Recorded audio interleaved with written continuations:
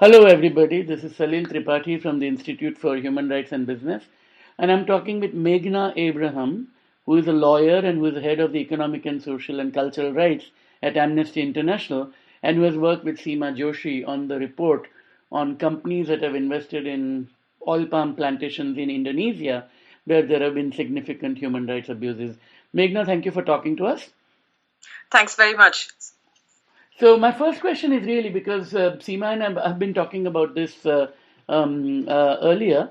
My first question is, what were the key findings that you found?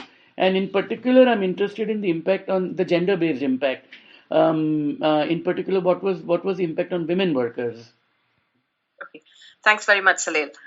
Yeah, we were frankly, I think Seema may have mentioned this, but we were frankly quite shocked by the scale and severity of the human rights abuses that we found. Uh-huh. And I would stress that we found these abuses not just on Wilmar's suppliers' plantations, but actually on plantations that are owned by Wilmar's own subsidiaries. Uh-huh. And the range of abuse that we found, for example, we interviewed children, some children as young as 8. Some of the children have dropped out of school to help their parents. Yes. And a lot of this links to very systematic problems in the kind of working practices that Wilmar has on its plantations, and in fact also in its suppliers' plantations, where workers have to meet these really high targets. So, Yes. for example, harvesters Yeah. who cultivate palm fruit have to cut down about 1,000 kilograms of fruit on a daily basis. Right. That's their target. So Right. as you can imagine, that's a really high target. They have to do a whole bunch of other tasks along with it. The minimum wages are quite low. So effectively, they bring in their children to help them. They Yeah. also get their wives to help them in the afternoon. Mhm. And we found this pattern where the wives they're employed as casual daily laborers. So essentially, they're in casual employment status. They don't have access to medical insurance. They don't have access to pensions. Yes.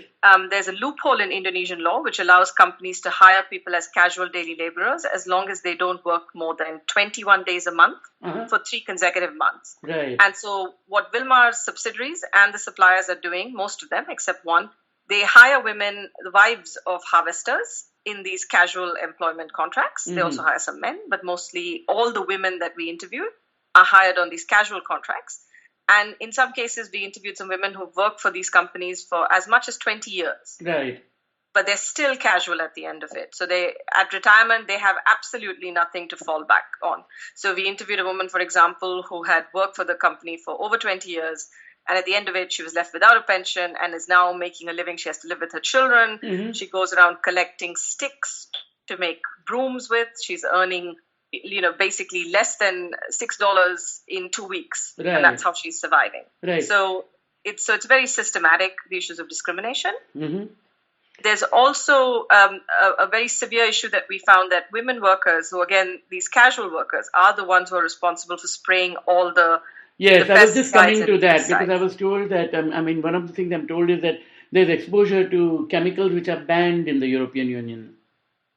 Yes, so one of the chemicals that we focused on that came up quite a lot from the partners is the use of paraquat. So I think, as you know, paraquat is banned for use in the European Union, but it is being used in Indonesia. But actually, even in Indonesian law, the requirement is that it's only trained and certified people who should be applying paraquat. Uh-huh. But we found that's absolutely not the case. It's just ordinary workers who are being asked to spray these chemicals, and they do it with really very poorly equipped, so very bad protective equipment, or they're not given proper equipment when the equipment breaks down.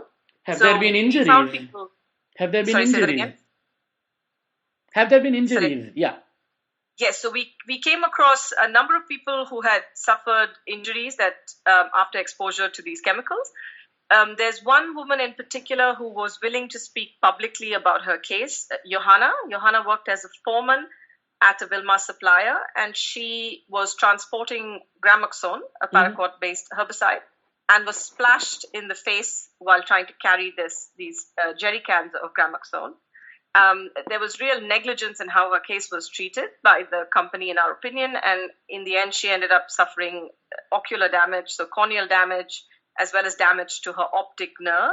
Yes. So she has very limited sight in one eye, and her other eye has also been affected. Uh-huh. But there were other cases of people who've suffered health issues but are quite nervous about speaking about them, are also not fully diagnosed. And because of this issue of medical insurance, it's a very tricky situation for the workers to get the care they need. How easy? In addition to paraquat, we also found the presence of what the WHO classifies as Class 1A and Class 1B pesticides and chemicals, which are highly hazardous and extremely hazardous chemicals. And that's acknowledged actually on Wilmar's own subsidiaries plantations.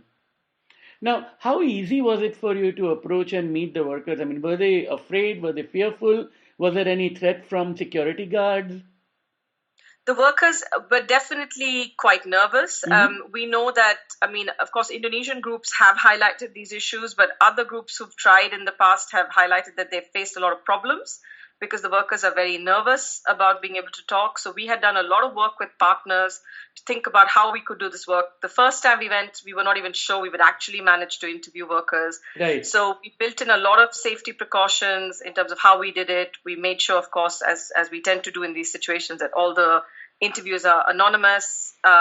We've tried to build in safety protocols for the people we've interviewed. But yeah, they are extremely nervous about speaking about these issues. And so the first time we went, we interviewed some workers in Central Kalimantan. We then went back with the help of partners and interviewed more workers in North Sumatra and also in Central Kalimantan. And an issue where that really comes out is child labor, because people were quite nervous about talking about child labor because of fear that they lose their job if it's found out that they've talked about that. Right. So one kind of broader question, taking a step back, because you've done several of these reports which look at the impact of multinational companies or even homegrown companies on communities in remote areas. I know Kalimantan is very, very far from Jakarta. And another example I have is, of course, the Moniva case on which you have worked in Myanmar, which, of course, is a region which is very far from Yangon or Mandalay. So reflecting on that, my question is this, that now you, at least those two major Amnesty reports I'm familiar with, what role do you see of Asian companies when they work in this kind of an area compared to what you might have known from other multinationals, such as Western ones? You have been talking to companies like Wilmar on one hand and in the Myanmar case with the Chinese company in that context. But you also obviously had to talk to Wilmar's customers who are large multinational companies. So are you able to draw any conclusions from that?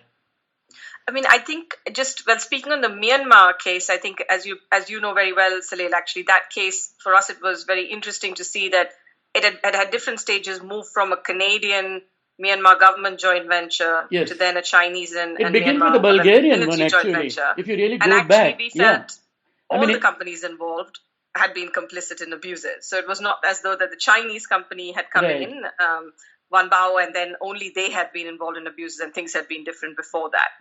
And I think for us, that is the lesson. That I think in a way it's not about the nationality of the company. It's to a large extent the company's perception in that context of how far the laws are going to be enforced against them. That's, at least in my opinion, that's what makes the difference. I don't think it's so much just about the nationality of the company. In this case, Wilmar has engaged with us. They have been responsive. We've been trying to meet with them. As have, of course, as you can imagine, all the large buyers of Wilmar. We have had extensive engagement with all of them in terms of presenting our findings and asking them for responses.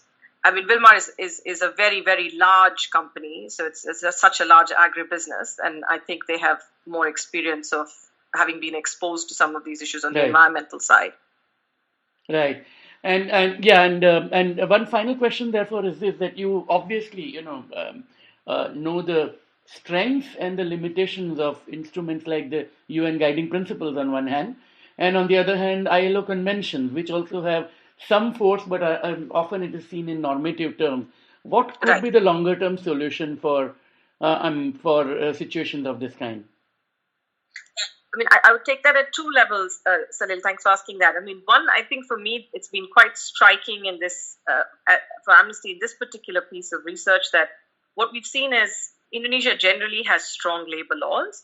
So actually, a lot of the abuses that we've discovered under Indonesian law could potentially be criminal offenses. So in this case, this is not just a situation of we're coming in, we're just looking at it from the international standards perspective, which again, Indonesia is a party to most of the treaties, core treaties in this area. But it's actually under the international standards as well as Indonesian law itself. It's very clear that a lot of these practices we've seen, children working, forced labor, minimum wage, all of these issues are not just illegal, but could potentially be criminal offenses. Mm-hmm. And this is where we see, this is quite a shocking, in a way, finding for us, that despite that, these abuses are flourishing to the level that they are. So there's obviously a big issue here about enforcement, that Indonesia really needs to enforce its own laws vis-a-vis, in this sector, of course, against fairly large and powerful companies.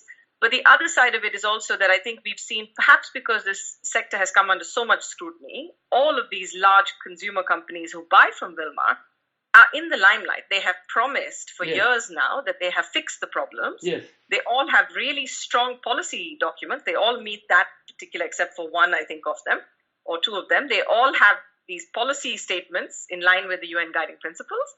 But where the massive gap lies is in actually implementing that and transforming that to really concrete due diligence. Right. When we pushed them and said, have you identified, the concrete risks, high risks of labor abuses that exist? If Amnesty can do this, then so can you. I mean, if you have high targets, if you have peace rates, if you have people in casual working environments, if you have dangerous chemicals, I mean, these are obvious risk factors for labor rights abuses. And when we pushed the companies and said, well, you are long-term customers, most of them have sourced from Wilmar for many years now. Why haven't you identified these risk factors, let alone the actual abuses that we found? As Seema must have discussed with you, it's really, people have not been able to give us a good answer. Right. What they have is policy commitments, broad schemes, but not due diligence, which would actually identify, and no evidence that they've identified, very severe labor rights abuse and risk factors. Thank you so much. This has been very illuminating, and good luck with your campaign, and all the best with your work. Thank you very much, Salil. Thank you very much for having us on the podcast.